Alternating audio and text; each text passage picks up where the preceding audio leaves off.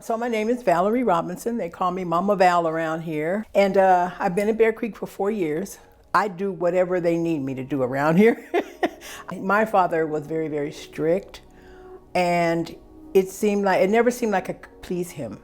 I tried my best. I wasn't that great in school, but I did the best I could. I tried to please him, and so nothing was ever good enough for him where I was concerned, and I always had to be the example for my sisters and brothers. So I think from early on I was rebellious. There was a rebellious streak in me somewhere.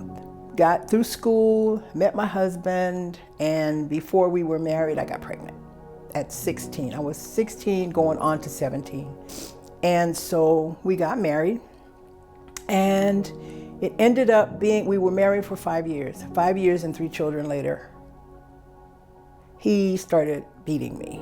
And it was a very, very, very bad situation. I was physically abused, I was mentally abused, I was verbally abused. And this man was the man that I thought I was going to spend my life with.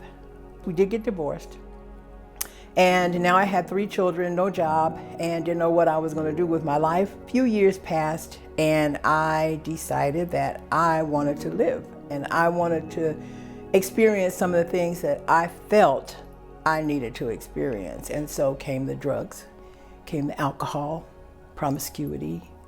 And I regretted the things that I did, but I didn't stop because I was enjoying it. I'm not hurting anybody, just me.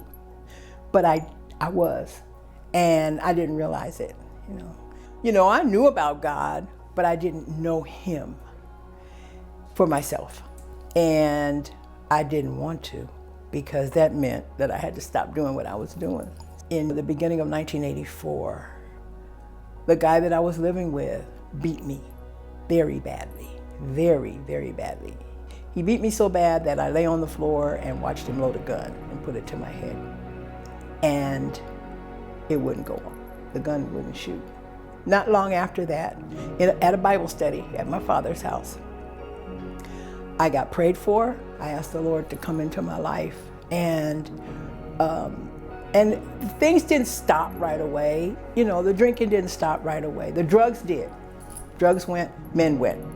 Alcohol and cigarettes were the hardest things for me to put down.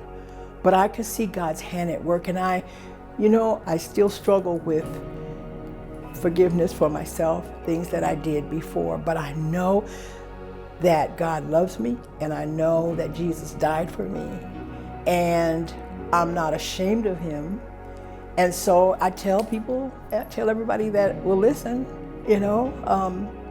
God, he loves us even in spite of all of our frailties and all of our shortcomings and everything that we do to ourselves. He doesn't do it to us, we do it to ourselves. Everything I did, I take full responsibility for everything that I did, but he was gracious to me.